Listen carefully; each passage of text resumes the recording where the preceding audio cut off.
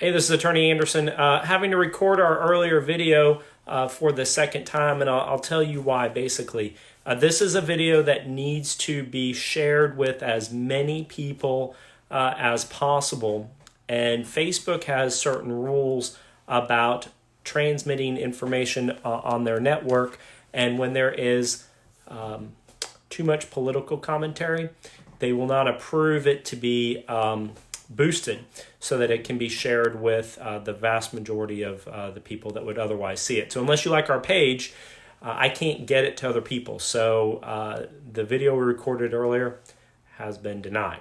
So we are going to, it's been removed, we're going to re-record it. So I'm going to tone it down a little bit, but I'm still going to try to give you some important information so that you can make informed decisions. So we're going to talk about Senate Bill 16. What is it? Senate Bill 16 is a bill that was just lodged in the Virginia Senate by a Democrat that talks about the assault weapons ban, the assault firearms ban.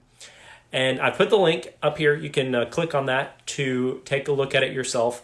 Because I want this video to get to as many people as possible, I'm going to tone down my opinions on what should happen and what should not happen. I'm just going to try to give you the information. You read it, you make your own decisions. All right, so that's what we're going to start off with. First off, this is an assault weapons bill. This is a assault firearm bill. This is dealing with a particular kind of weapon that Virginia is going to declare assault firearms. Now, this is not the law. This has not been signed into law. This has not even been through the committees yet, but it is the first glimpse of what the 2020 session is likely to look at. Now, I'm giving you this information for the express purpose that you are kept up to speed with what is happening in Richmond. This was lodged 2 days ago. I've read it. I've absorbed it. I'm a little shocked by it, to say the least, and very disappointed in that. But I'm going to keep all that to myself other than what I've just said. So first off, what is extremely important to understand is there is a definition of assault firearm. All right. Now that definition may be something that you think it is. It may be something that your neighbor thinks it is. It may be something that a Republican thinks it is. It may be something that a Democrat thinks it is. But the point is that Virginia does not have rules about what an assault firearm is. And so whenever a assault firearm bill is coming through, if you look at this statute, it will be very easy to be confused by all of the language. There's strike-through language and all of this stuff. We used to have a definition of an assault firearm which was defined as any semi-automatic centerfire rifle or pistol which expels, which shoots projectiles by action of an explosion of a combustible material and is equipped at the time of the offense with a magazine holding more than 20 rounds of ammunition. That is what Virginia defined an assault firearm as, but they're not illegal, it just defined those. So what is happening now with this proposed bill and what we can generally expect probably from Richmond now is they're going to expand what an assault firearm means. Now, without breaking down the law and guns and all of that, because that would take a long time, and I'm only going to try and make this a 10 or 15 minute video, pretty much the AR-15 kind of gun is going to fit into the category of a assault firearm. All right. So without going through that, we are going to just call it an AR-15. It does not say that in this bill, does not say it in the code, but when you look at the attributes of what an AR-15 is, what an AK-47 is, what an A4 is, these firearms are the type of firearms that all of us would probably relate to as an assault weapon, although I don't accept that term, But when we think about an assault weapon, what the media says an assault weapon, AR-15s, things like that. All right, those are definitely covered by this bill. All right. All right. The second thing that is covered by this bill is a semi-automatic center file rifle that expels single or multiple projectiles with a fixed magazine capacity in excess of 10 rounds. Okay, fixed magazine means that the magazine stays in the gun. It's not detachable. All right. The third thing is pistols that have that hold more than 10 rounds would that have a fixed magazine capacity as well.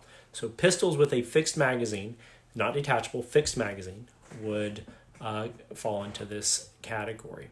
Now here is the more dangerous definition.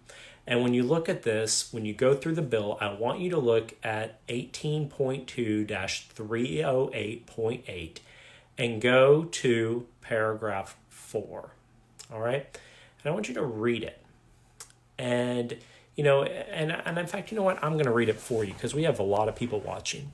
It says, a semi-automatic center fire pistol that expels single or multiple projectiles by action of an explosion of a combustible material that has the ability to accept a detachable magazine and has one of the following characteristics. So right here, we're talking about pistols with detachable magazines. Folding or telescoping stock. This is typically usually found on an AR-15, but it's something where the rifle part of the gun will fold down and turn into more of a pistol. A thumb hole stock, a second hand grip or protruding grip that can be held by the non-trigger hand. The capacity to accept a magazine that attaches to the pistol outside of the pistol grip. So most journal pistols, the magazines go into the pistol grip. So this would be something where it would be outside the pistol grip. A shroud that is attached to or partially completely encircles the barrel and that permits the shooter to hold the pistol with a non-trigger hand without being burned. Okay, fine. A manufactured weight of 50 ounces or more when the pistol is unloaded. Now, initially, if you don't know much about guns, 50 ounces doesn't sound like a lot. It's about 4 pounds. But most pistols are about 20 ounces, maybe 25, unloaded. All right, now you put ammunition in, they may weigh more, but around 20 or 25 ounces. So that's going to rule out a lot of the pistols. A threaded barrel capable of accepting either a silencer or a suppressor, a barrel or extender, a forward hand grip, or, and I'm just going to stop right there. And then it says, then after all of that, it says, or any characteristic of like kind as enumerated above. All right. That is a very, very vague comment where many pistols could get wrapped up into that category of any characteristic of like kind. So that concerns me. I'm not going to comment on it because I want this video to get approved. You have to read it for yourself. A shotgun with a revolving cylinder that expels single or multiple projectiles of a combustible material, okay? So it just says a shotgun with a revolving cylinder. So you need to think about what that is. Those are usually, well, I'm not going to comment because I want this to get approved. And then some semi-automatic shotguns that may hold more than 7. Now, the issue with all of this is that when we're talking about an assault firearm ban, we are not necessarily just talking about the AR-15. They are making this very broad, and we have to be thinking about whether this is something that we want or something we don't want as a society, but it is very broad. Having said all of that, there is no, and I repeat, no provisional grandfather clause in there. So if you own a firearm that is defined in the vagueness of this statute, and that could include some pistols with detachable magazines, then you own a gun that is illegal to have. Now, a lot of you may say, "Oh, this is all just rhetoric." Well, let's look at the 50-ounce rule. Okay. What are some kind of guns that have 50 ounces? Desert Eagles. Okay, if you've ever purchased a Desert Eagle, and it has no capacity issues. This is not talking about 10 capacity, but if you have a Desert Eagle and that gun weighs, I believe, more than 50 ounces. Correct me if I'm wrong. Facebook, you can plug this in on the comments. But there are pistols with detachable magazines that weigh more than 50 ounces, and that in and of itself makes it a assault firearm. No grandfather clause. So if you possess these type of firearms and you're not in the exceptions of maybe retired law enforcement or a couple of the other exceptions that they're putting in here, you will be deemed a felon if you possess these after a date, which means that you have to demonstrate by this bill that you will have to demonstrate that you don't have these firearms. So let's just focus on the AR-15 for a minute. You have an AR-15, you bought it legally in Virginia. This bill passes as written. You are a felon if you still possess it after a certain date. Wow. Okay, now I don't know how you feel about guns and how you feel about AR-15s or anything, shotguns with more than 7. I don't know how you feel about all of that stuff. But I think that telling somebody that they're a felon for purchasing something that they legally had just because the tide has changed in which political party is running the show seems to be somewhat concerning. Also, I want you to really look at the detachable pistol issues, detachable magazine for pistols. You got to flip through this all the way to the bottom. In fact, I'm going to even flip my phone around so you can see the same screen I'm looking at here. So if you click on the link I gave you here, it's going to take you all the way up here, and you can see there's this huge code. All right, see where it says 16.1, 278.9. All right, scroll all the way down, keep on coming till you get to right here. All right, 18.2, 308.8. This is what the definition of an assault firearm is, and this is where all the language is going to be found. And what you have to understand is one, this isn't even the law yet, but it is the first sign of what's coming. And what's coming is no grandfather clause. That's something that we need to be writing our congressional, or our House of Delegates and our Senate leaders immediately about. You have to put a grandfather clause in there. You cannot make felons out of people that have lawful weapons and purchase the weapons lawfully. There has to be a grandfather clause.